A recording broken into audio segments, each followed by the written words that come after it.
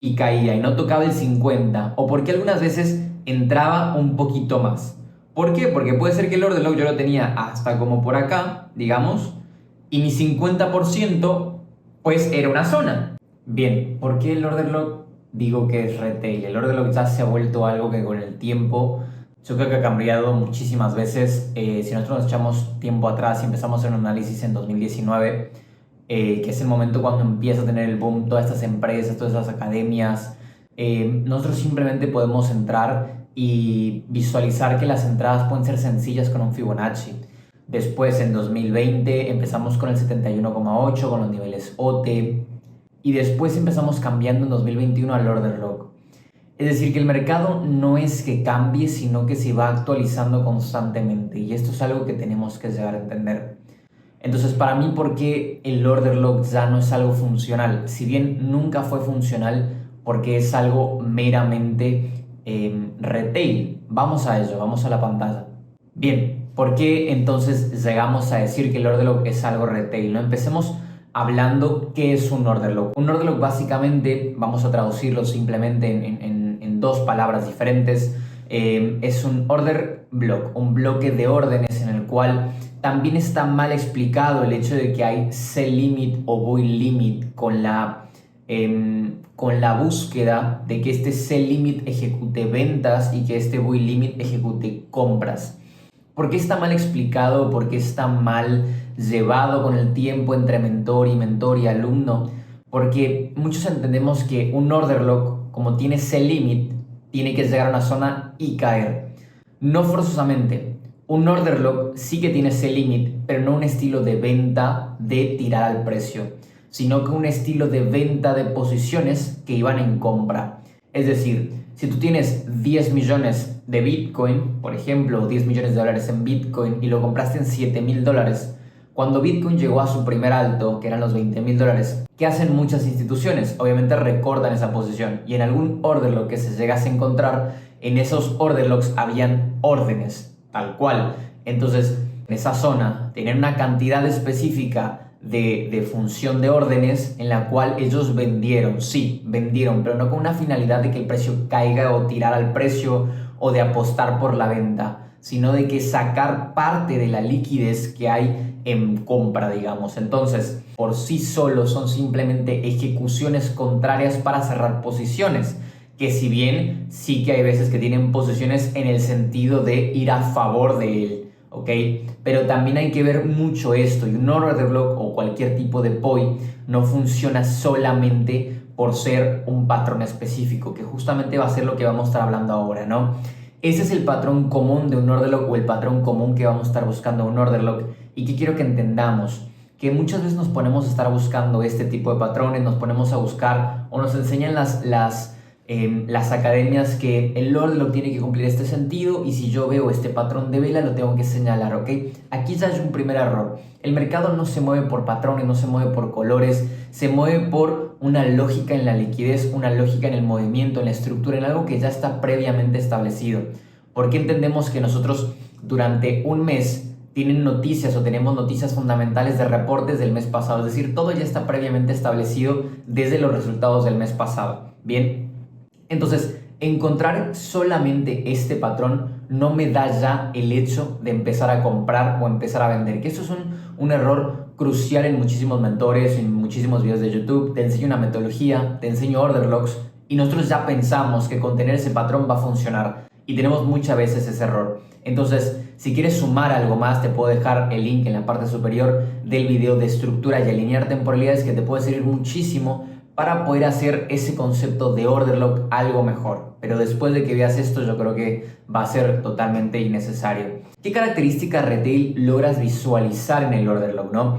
¿Qué características retail? ¿A qué me refiero con retail? Características de novato, características de alguien que no tiene un conocimiento fuerte dentro de lo que son el mercado bursátil, ¿no? En este caso, los patrones chartistas, patrones pues de vela, etcétera, etcétera, etcétera, la Name Star, la Shooting Star, etcétera, etcétera. Patrones que me dicen a mí que con un patrón simple yo voy a poder generar un movimiento, ¿no? El mercado, por tener una sola vela, no es que tú vas a determinar con eso cuál va a ser la dirección. Si bien cierta parte de este te pueden servir como gatillos de entrada. Es decir, si tú tienes una zona y demás, y eres muy lanzado, puede ser que con el fundamento anterior de una estructura, de un boss, de un tacatá, y tú tienes un gatillo, te puede ayudar a tener aún más confirmación, ¿bien? Pero no solamente con ver eso yo voy a ejecutar una venta o una compra, ¿bien? Entonces, ¿qué características vemos en la imagen anterior? Vemos tres cosas fundamentales. Un color, que nos estamos guiando, que un order log habla de, tiene que ser la última vela roja, la última vela vendedora, y mi primer vela compradora de la tendencia, ¿no? En este caso hablamos de colores. ¿Cómo lo visualizamos? Con la vela roja y la primer vela verde. Bien, ¿qué otra cosa vemos? Patrón envolvente. Algo fundamental que buscamos en un order log es un patrón envolvente, o si bien un rejection block con un patrón de vela doji. Bien, pero ambos buscan la misma característica, un patrón específico y un color específico, ¿bien? Y después de ello un movimiento específico. Nosotros no podemos llegar a pensar que el mercado se va a estar moviendo o se va a estar rigiendo en base a un color o un patrón específico. Si bien el mercado hace algo repetitivo, pero no es algo que sea, digamos, continuo. Muchas personas nos enseñan a que cuando hacemos un backtesting tenemos que hacerlo de manera de visualizar los patrones que nos están dando resultado.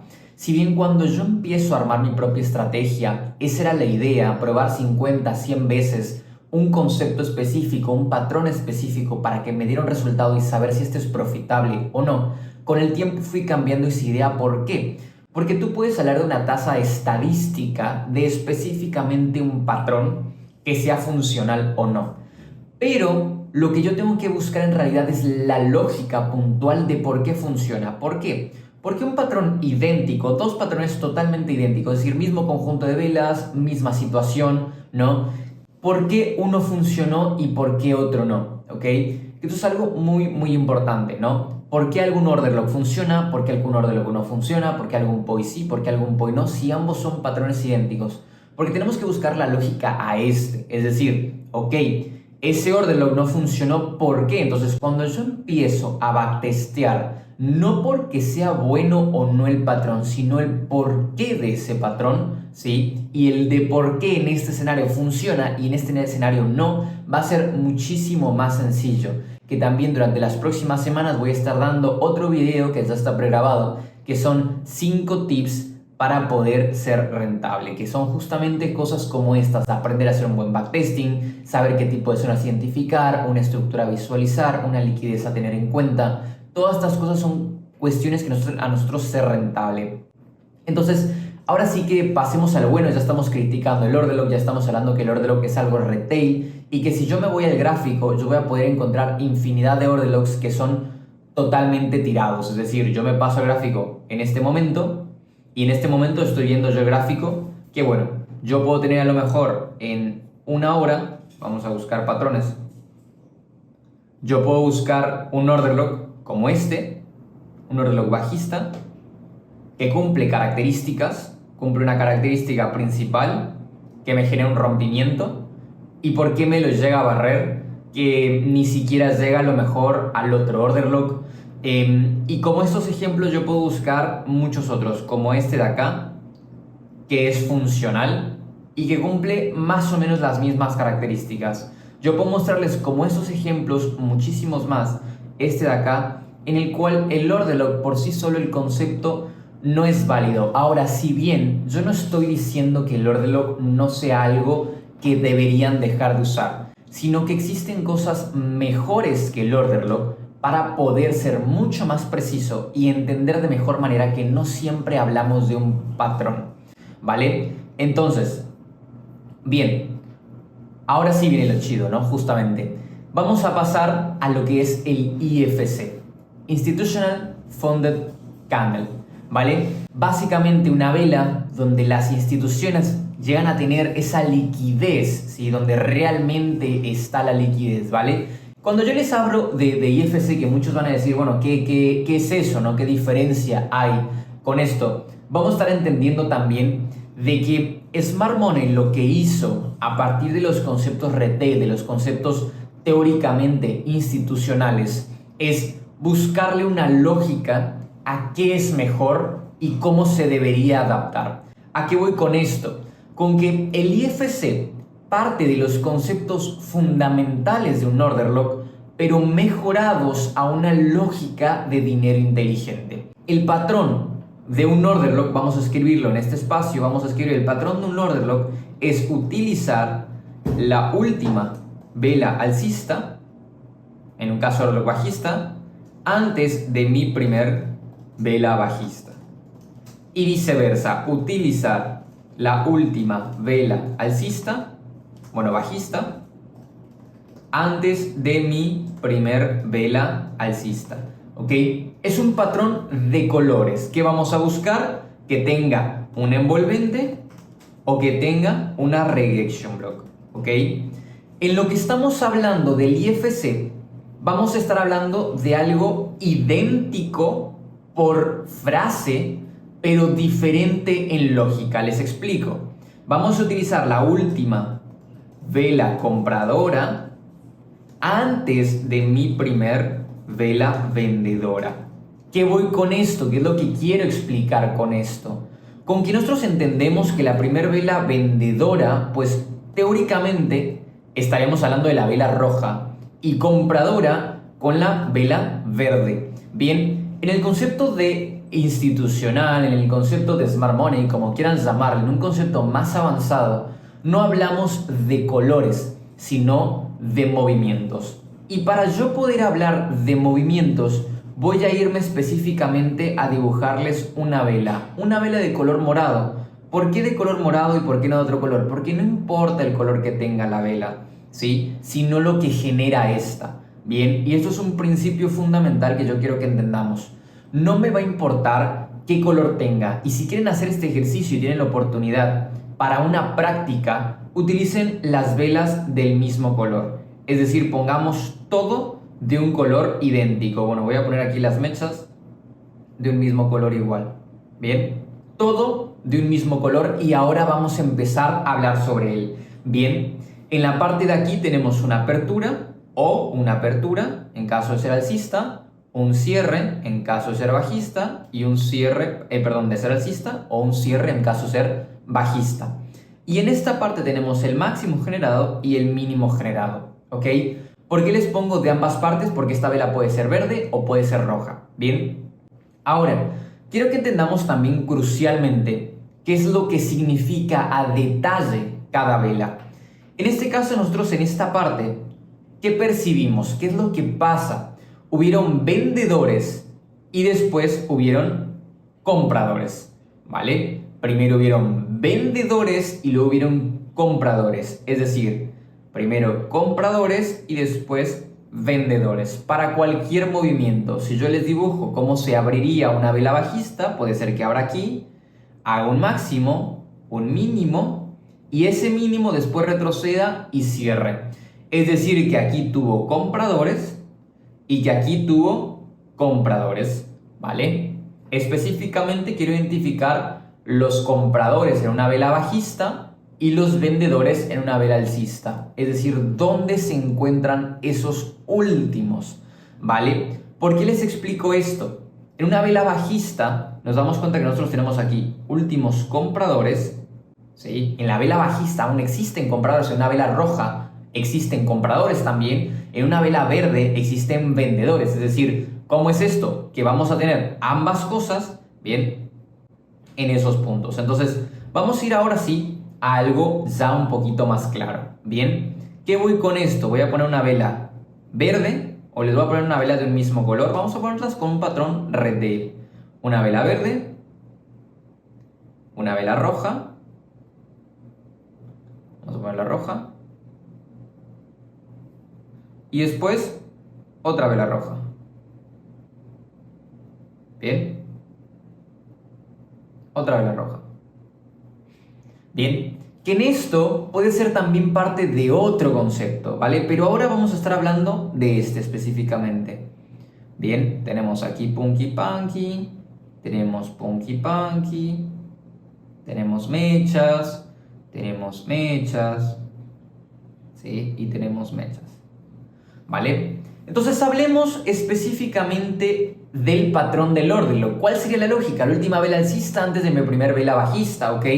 Pero también entendemos que la siguiente vela tiene que ser envolvente. En este caso no lo es, pero sí que la siguiente lo hace. Entonces vamos a dejarlo por pasado. El order lock se vería algo como esto. Bien, y si bien un tip que les puedo dar el order lock, ¿qué pasa con esta vela con lo que les acabo yo de explicar? Que esto todavía tiene liquidez. Por ende, por más de que el order lock tengan a ustedes así y esto existe una mecha más grande, ustedes tienen que entender que en esta zona todavía puede haber dinero.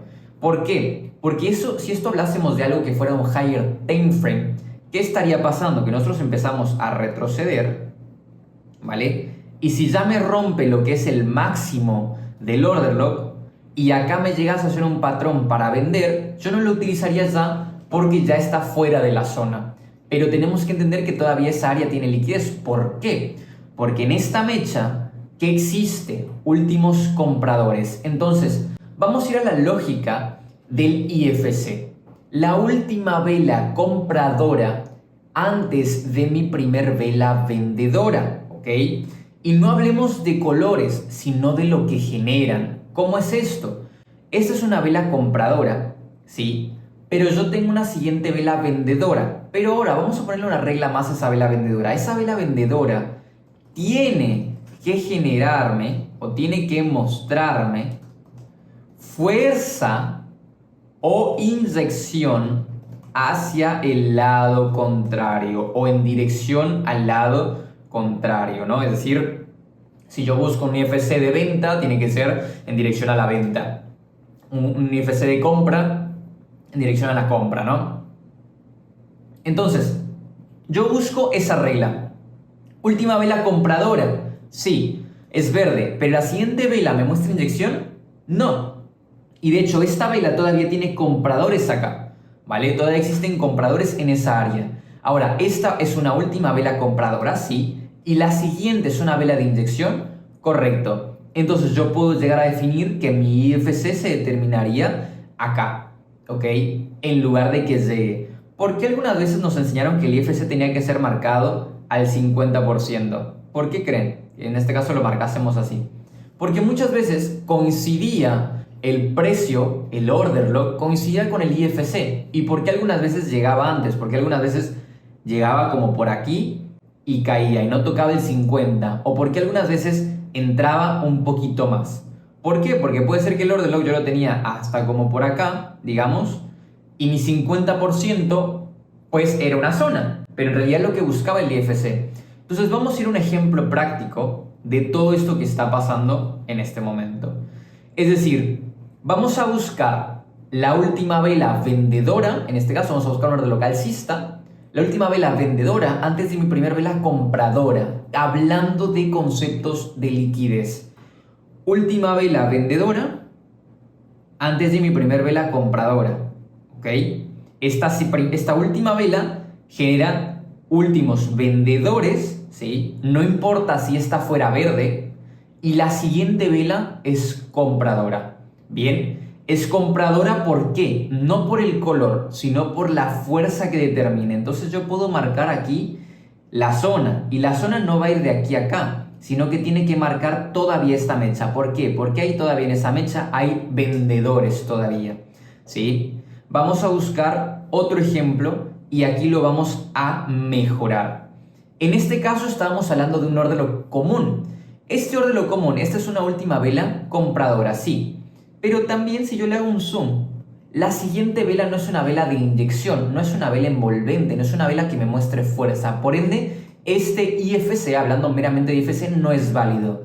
Última vela vendedora, sí. ¿Por qué? Perdón, última vela compradora, sí. ¿Por qué? No por el color, sino porque generó aquí todavía compradores, ¿sí? Antes de mi primer vela vendedora. Y no quiere decir que esta haya sido la primera, sino que la primera que me muestra una dirección. Entonces yo puedo marcarlo de aquí, aquí y marcar mi IFC. Y quiero que ustedes visualicen, ¿vale?